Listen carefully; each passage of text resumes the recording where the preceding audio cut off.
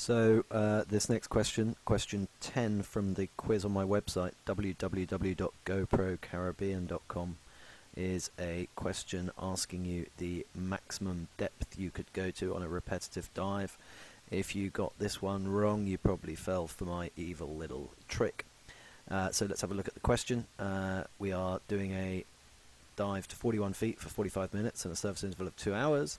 And then we want to do a 63-minute second dive. So putting the numbers from the question into the diagram, the 41 foot for 45 minutes, the 2 hour surface interval, and the 63-minute second dive. So the first two bits of information we're going to use is the fact we're diving to 41 feet and we're going there for 45 minutes. We need to find our pressure group at the end of that first dive.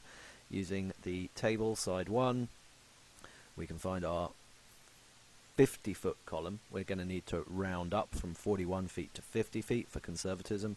And scrolling down there, we can see that 45 minutes, we'd have to jump to 47 again for conservatism, and that would put us in pressure group O.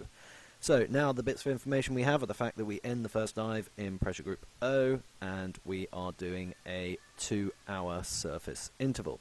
So that would require us to use the surface interval credit table to find out what pressure group we will end the surface interval in, what pressure group we will start the second dive in.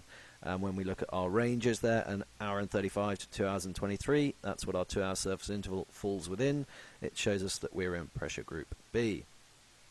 So adding pressure group B to our diagram, we now have the fact that we are starting the dive in pressure group B, and we want to dive for 63 minutes on our second dive.